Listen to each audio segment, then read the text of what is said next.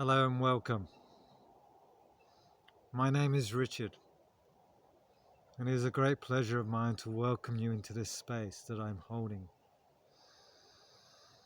deep in the Australian bush this afternoon. This is the final chapter of a 8-part teaching series that I began earlier this year. A teaching series that in truth has been a source of my contemplations this year. And I'm so very grateful for what has been revealed to me in these transmissions. And it is with delight that I put this into the public field, not with any expectation or agenda, but simply to honor the commitment that I made in choosing to be here on this planet at this time, to make that which is invisible visible, and to speak to the deepest truths, to shine the light, to hold light, anchor light.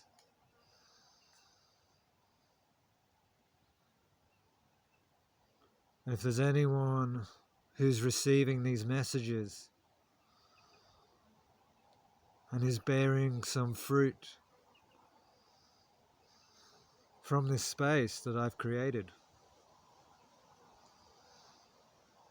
then that touches my heart too. Thank you for being here. As one, together we are on this journey. A journey of transformation and great change. And the human species is at the forefront of that. It's a huge commitment to choose to enter this human vessel and to go through this time of rapid acceleration. As I've said before, when you welcome light into your experience as a human, it's like welcoming yeast into a dough. The whole process will speed up and accelerate. And it's a time of great initiation, where the parts of us that we've been holding on to that no longer serve are being called to be released and transformed, alchemized, as the human vessel becomes more crystalline, able to operate at higher frequencies of being and communicating.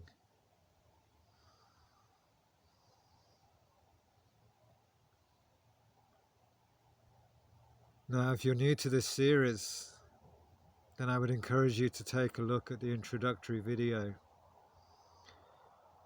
that sets out the journey that I've been on to this point. And today marks the completion of sorts. Though in truth, it's only just beginning.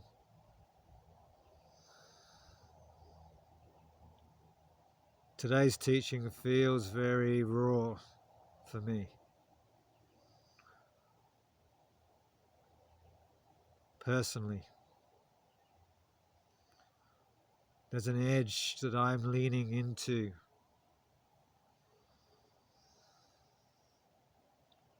An edge of resistance. And asking the question, how willing am I to change?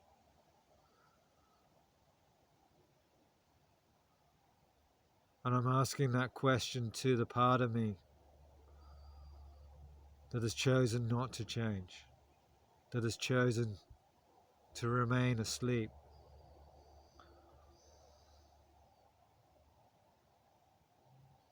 And we all have that part of us, the wounded, the part of us that wants to feel safe, what I've called the inner child.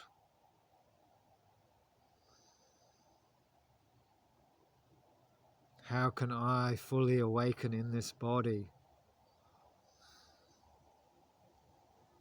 And how willing am I to do that?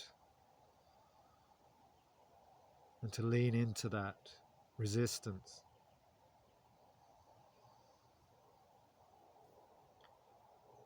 Now, I was reflecting on my last teaching, and it had a certain gravitas and weight and seriousness to it, I felt. And the way I set it up in the dark of night with just a single candle flame kind of carried that weight.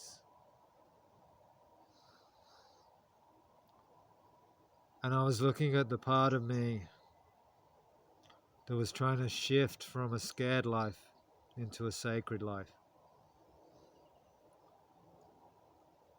And I was looking at the part of me that first wakes up. The spiritual ego, you could say.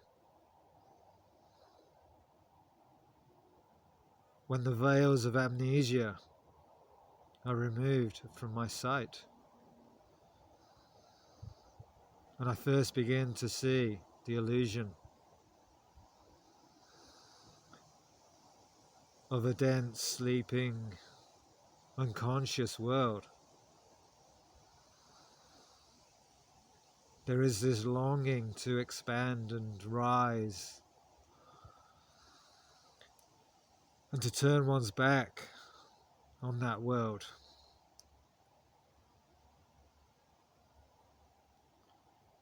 And then we looked last time at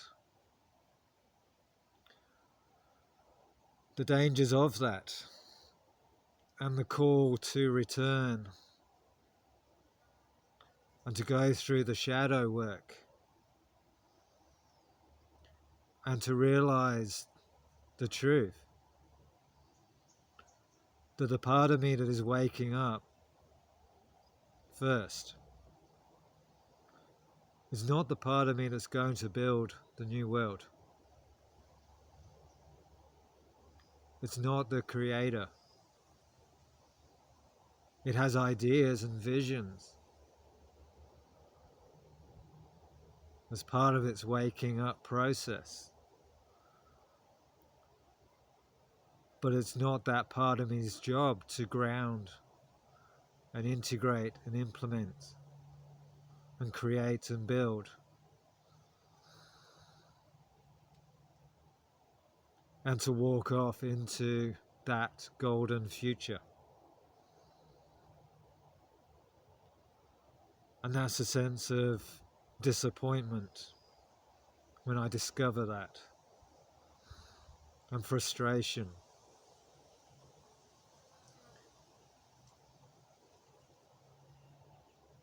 And it is, as I said in an earlier teaching, it is the emotion of anger that first drives that waking up process.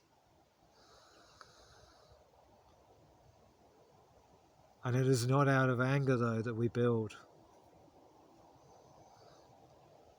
Anger must be transformed into compassion. And that is what pulls us back to return. to the part of us that still chooses to be asleep. And I've said that this compassionate blossoming emerges when we hold that witnessing presence and space.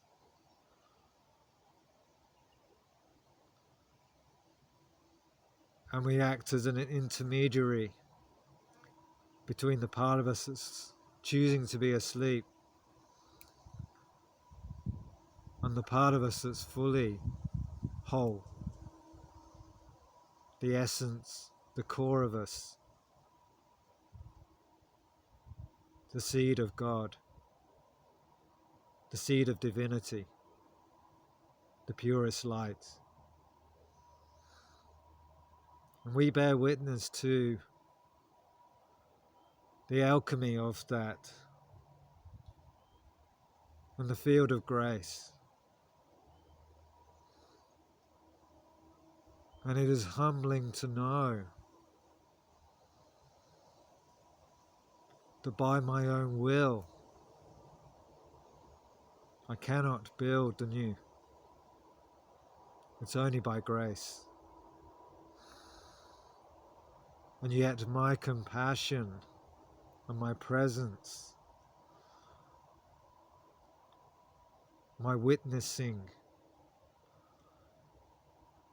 in the presence of light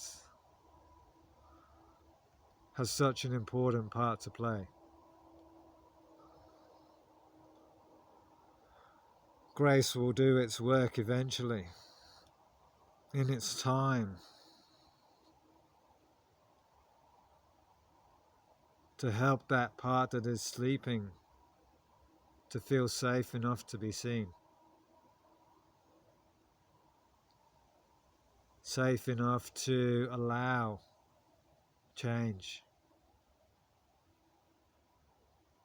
But the presence of compassion eliminates time.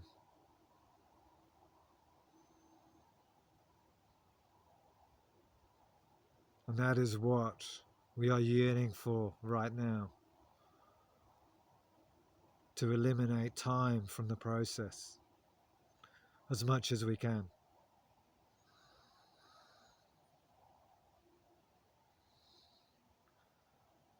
And we discover the deeper truth that it is the child who is healed, who wakes from his sleep. He is the one who's going to build the kingdom.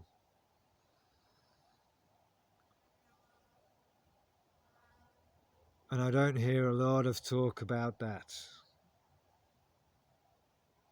in the things that I tune into. That step which I feel is necessary.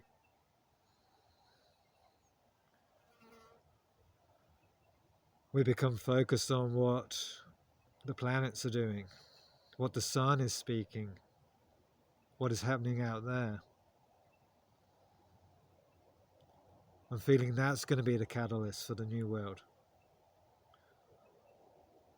While we wait for the systems and the structures of the old world to fall off their own weight, and then the new will start.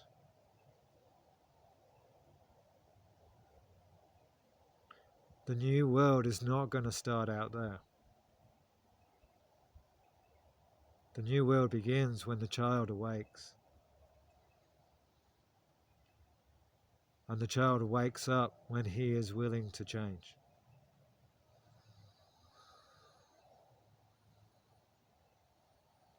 And to allow the grace that is present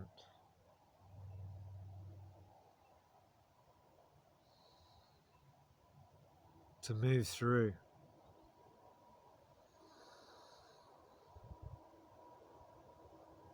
And to feel the presence of unconditional love, of the witness who becomes the parent to that child. the skillful, loving parent.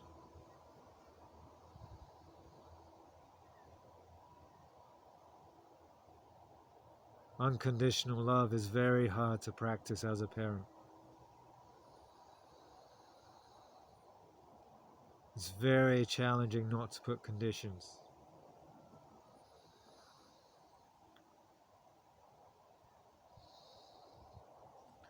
But that is what compassion requires.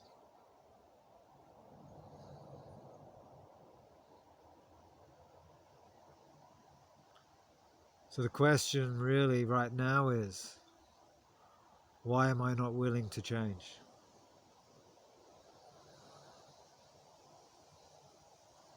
And to look at that without any judgment, without any need for a right or wrong answer, without any agenda.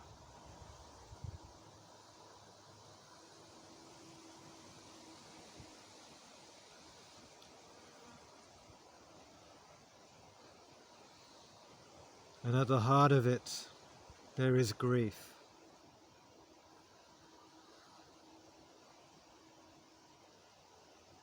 The grief of birth, fundamentally,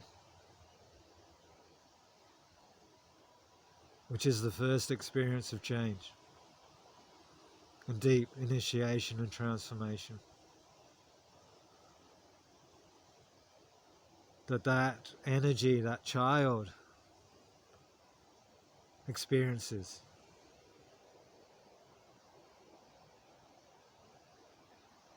which feels like a loss.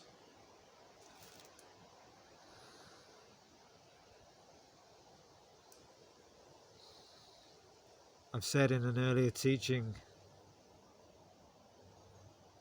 that the part of me that is choosing to be asleep is a part of me that is grieving.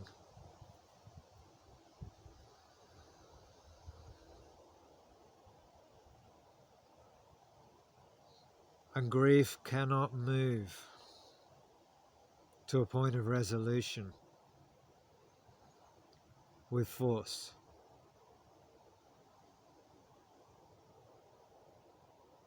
It's not wise to try and wake up someone who is choosing to sleep.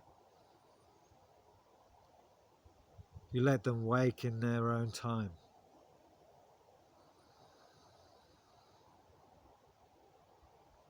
And yet, out of compassion, you sit by their bedside and you turn on the light and you call in the grace.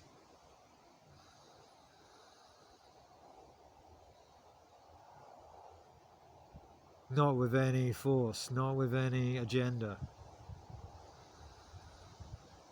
It has to be the attitude of sleep as long as you want.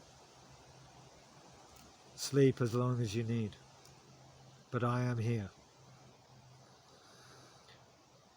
I love you, and I will champion you. I will never abandon you in your sleep, like you have felt abandoned.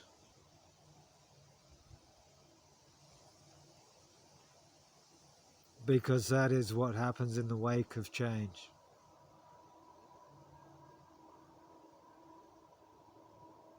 Drastic change. We've been abandoned by the known, the familiar, the safe, the past.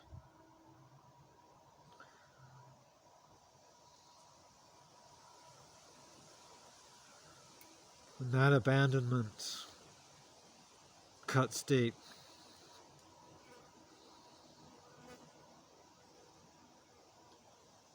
Now what follows in the wake of grief is addiction. We add diction to our experience. We add something. And addiction is a broad spectrum. It's not just substances we might take. Addiction to food, to work, addiction to our ideas, addiction to our strategies of coping,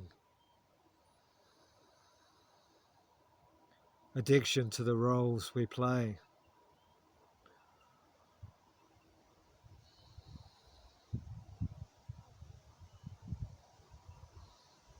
And all addiction is a distraction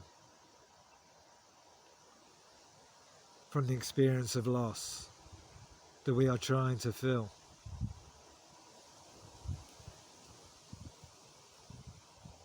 And the child will find his best way of coping based on what he knows.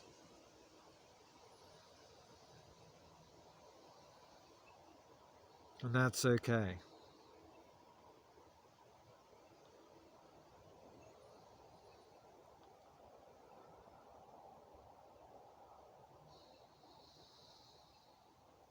But am I willing to take a look at that? To really turn inwards?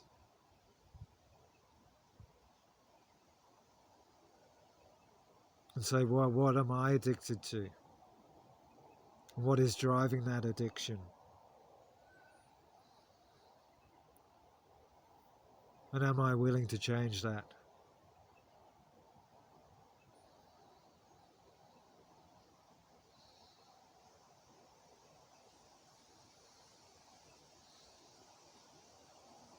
And nothing can be changed without those ingredients of light, compassion and grace.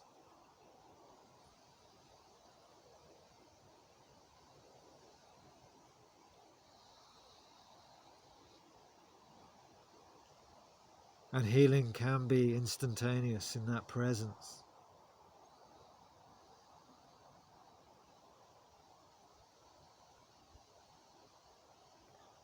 And once that child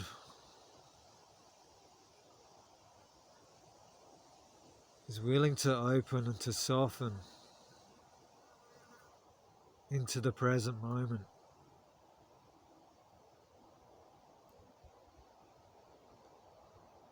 to cut those ties with the past and with whatever it is that is your addiction.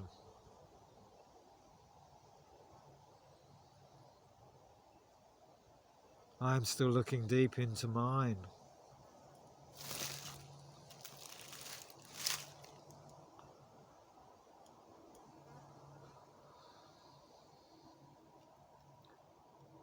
One of the core addictions I have is the addiction to be an empath. To absorb the density of the world and to take on the role of rescuer within it, which only fuels more drama and a great life narrative, but one that keeps me safe and asleep.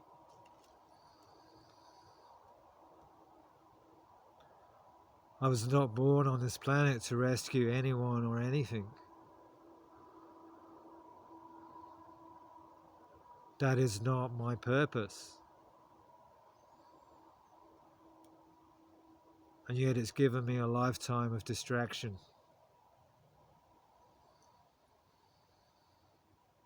And excuses.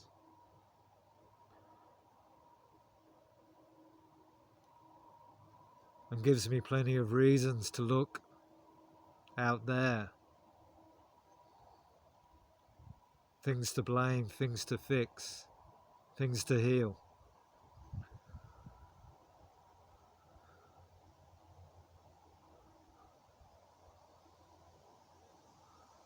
And this is why this teaching is so raw and so personal for me today. Because this is bubbling on the surface.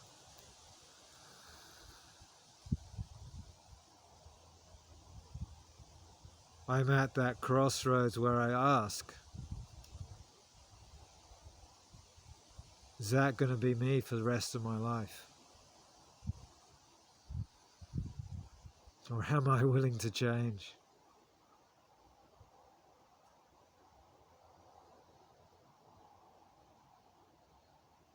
And I cannot do it on my own, by my own will, and by my own force.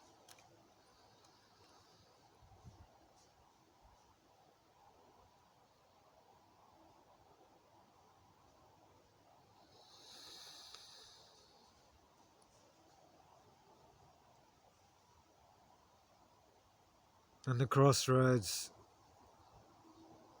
is the end of the teaching series. But it's also the beginning.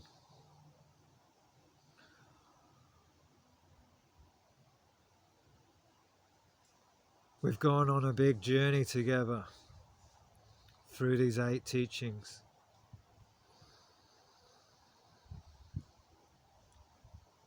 Looking at the bigger picture narrative of this ascension process that we are in. And then we've gone down and down and down, becoming more and more personal,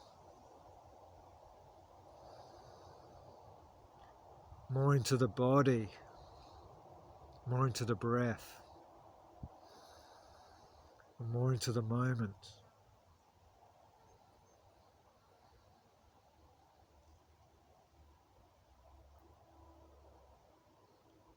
Do I really want to initiate and be that leader and to take that risk into the new world?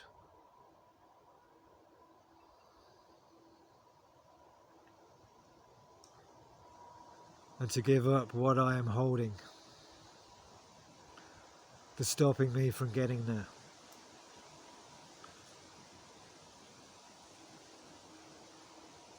The finger's pointed right at me.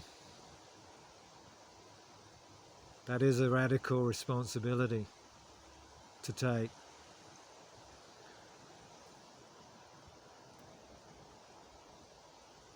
Life gives us 1,000 reasons to say let's wait and see.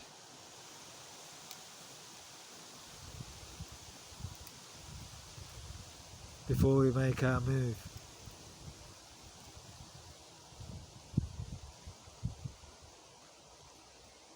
But am I willing to dig deep?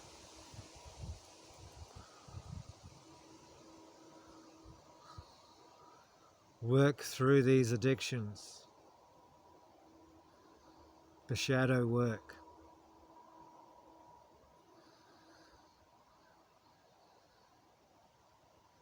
Until I am of a frequency and vibration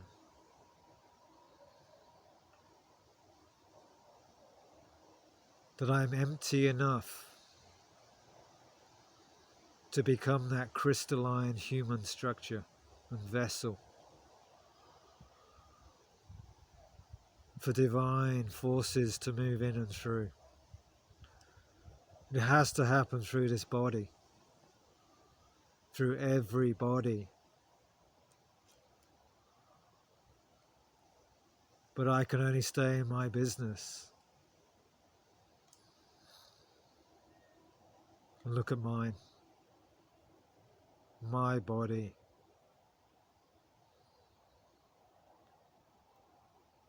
My experience of 45 years on this planet.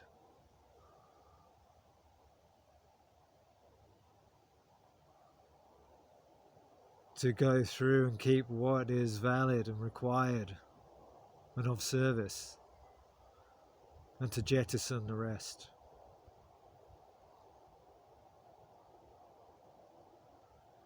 It's very much like arriving at an airport and going to check in at the desk, and the lady looks at you and says, "Dear sir, you can only take one suitcase of 20-25 kilos on this plane. If you're going into that new world, that long line of suitcases that's trailing you cannot go.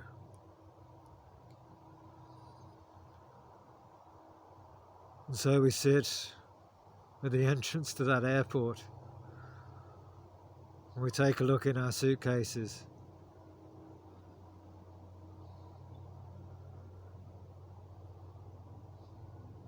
And we work out what needs to stay and what needs to go.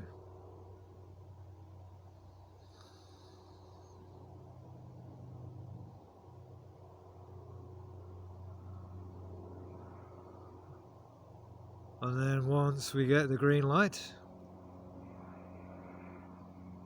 then the fun begins. Then the vision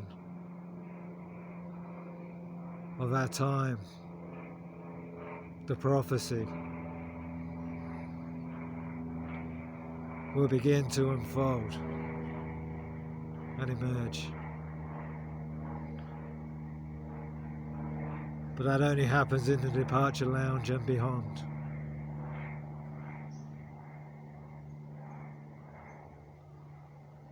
And so yes, many in this world may be waking up. But how many of us have reached that point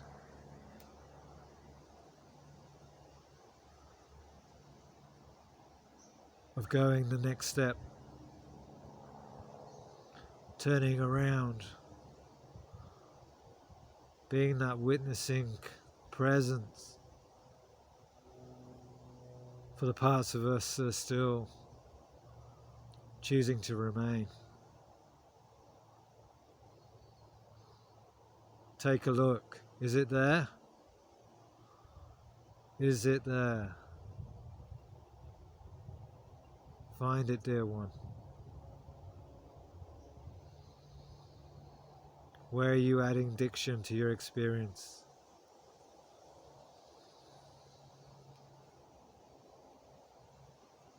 And is what you're adding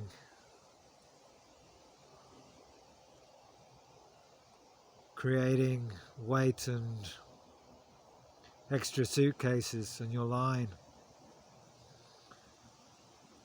Or are your experiences passing through you?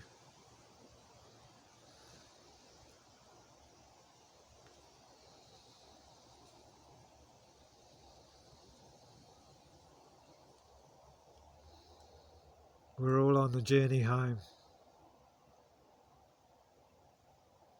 And this is the timeline.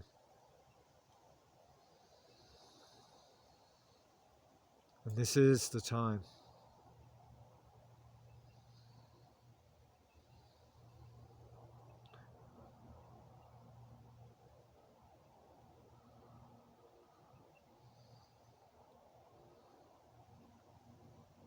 And it is with a sincere prayer of devotion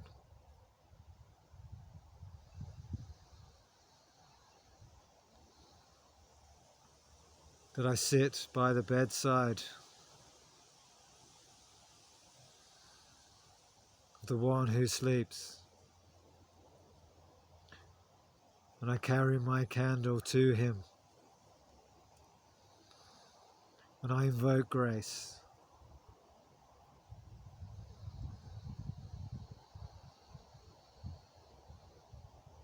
This is what it means to be a light worker. Be a light worker to your own heart, dear one. That is where the light is needed.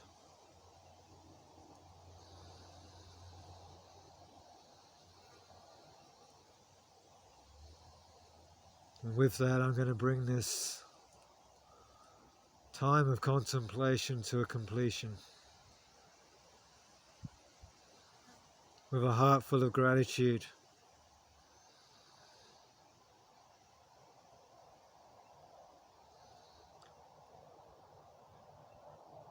For me, this is life.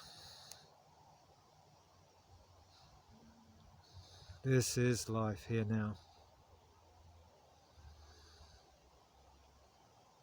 Thank you for bearing witness. Blessed be. Blessed be.